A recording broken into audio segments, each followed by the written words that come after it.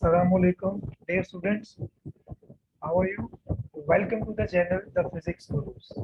So, this is the part 3 of the definitions of O-level physics and IGCSE physics of the syllabus 2022. In previous two parts, we have studied and discussed the definitions of unit number 1 and 2 and 3 and 4. And now in this part number 3 of the video, we will discuss the definitions of unit number 5, that is turning effect of the forces, as well as unit number 6, that is deformation. So let's start the definitions of unit number 5. The very first definition of unit number 5 is the definition of moment of force. Moment of force is actually the product of force and perpendicular distance from pivot. Let's suppose that if this is the pivot and the force is acting from here, from this point, now this will be the distance. And now you can see what is the angle between these two, that is 90 degrees. So the product of force and perpendicular distance from pivot is called moment of force. What is pivot? A point around which body rotates. So this is the point around which body rotates is called as pivot. Now, what can be the unit of moment of force? Unit of force is Newton, while the unit of distance is meter. So, unit of moment of force is Newton meter. Sometimes, in some questions, unit is also given in centimeter of the distance. So in that case, we can write the unit Newton centimeter. But in general, the unit of moment of force is Newton meter. So there comes a very important definition, and that definition is the principle of movement. Principle of movements mean that if a body is balanced, or in place of balance, we can use the word a body is in equilibrium as well. A body is balanced if sum of clockwise movements is equal to sum of anti-clockwise movements. So what does it mean? That if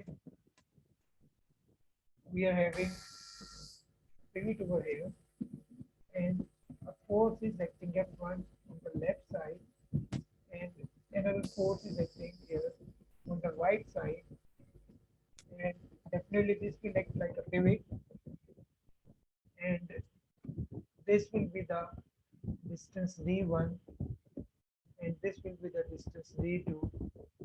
Then the moment produced on the left side will be equal to the movement produced on the right side if the body is balanced or in equilibrium. Let's suppose if two forces are acting on this side, then suppose this is F3 and this will be D3, then the formula will be like this: F1 D1 plus F3 D3 is equal to F2 D2. But if it's like this, that this is force number 1,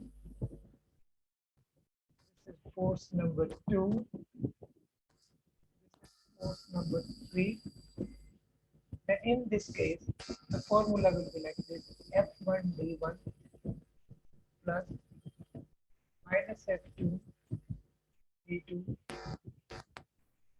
equal to F3 D3. Can anyone tell why negative sign is there with this? Yes, it's a simple reason over there, that F1 is acting in downward direction and F2 is acting in upward direction. So the direction of these forces are opposite to each other. So this is the reason this will be represented by the negative sign, and negative sign shows that F1 and F2 are acting in opposite direction. Then here comes the another definition, and that is the definition of center of gravity. In definition of center of gravity, we have to use the word, the, the term weight. So the point where whole weight of the body appears to act vertically downward and body becomes balanced at this point. Let's suppose that if we have a scale or meter rod, then if it is balanced at this point, then this will be the point where the whole weight of the body appears to be act vertically downward, and then this point is called as center of gravity.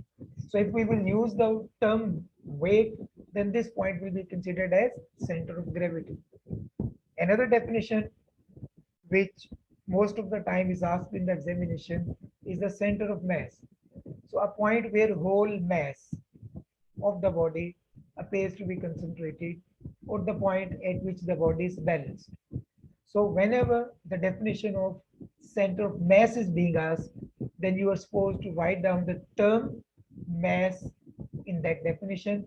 And whenever we are supposed to write down the definition of center of gravity, then we have to use the term weight in that definition. Now there is one more little part of this unit, that is stability. Stability of a body depends on how many factors? Two factors. Number one, position of center of gravity, and number two, base area.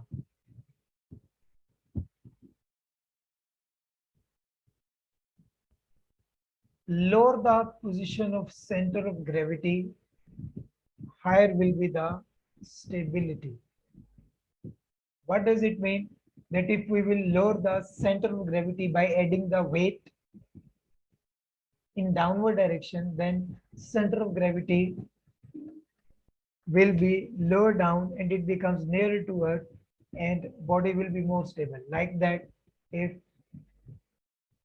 the body is placed like this, in this case the center of gravity is nearer to earth, and if the same body is placed like this, then in this case the center of gravity raised up and it will be less stable as compared to this body. Then number 2 point, that is the base area. Stability also depends on the base area. Larger the base area in contact with the surface, more will be the stability, and smaller will be the, lesser will be the base area, lesser will be the stability. So body number 1 and body number 2. So if we compare the stability of these two bodies, then definitely body number 1 will be more stable as compared to body number 2 with respect to the position of center of gravity, which is lower as compared to the body number 2, and it has a larger base area in contact with the earth, so it is more stable than body number 2. So these were the basic concepts of moment of force or turning effect of forces. Okay, now we will move on to shift towards the definitions of another unit, and that is deformation. So very first definition is the definition of extension. The increase in length is called as extension. Let's suppose if this is the spring, there is no body attached with spring and it is of 5 centimeter, and when a body is hanged with this spring and it becomes 7 centimeter, then this will be x1, this will be x2. So extension will be equals to 7 minus 5 is equal to 2 centimeter. So what does extension mean? Increase in length. And definitely when length will increase, when we will add the load with the spring, or we will attach the load with the spring. So in this way, gravity will attract the load towards itself, towards the earth, and spring will be stretched. So its older length was 5 centimeter and new length becomes 7 centimeter. Then next definition is the definition of elastic body. The body which regains its original shape when deforming force ceases to act. Let's suppose if we are having the rubber band, and when we will stretch the rubber band by applying the forces on its both ends, and when these forces ceases to act, or these forces are removed, then rubber band attain its original shape. So rubber band will be considered as elastic body. Then here comes very important law related with the topic deformation, and that is Hooke's law. The load and extension are directly proportional to each other within the elastic limit. What does elastic limits mean? So first we will see the elastic limits mean the point after which load and extension graph is not a straight line. The point after which load and extension graph becomes curved, or the point after which body becomes permanently deformed.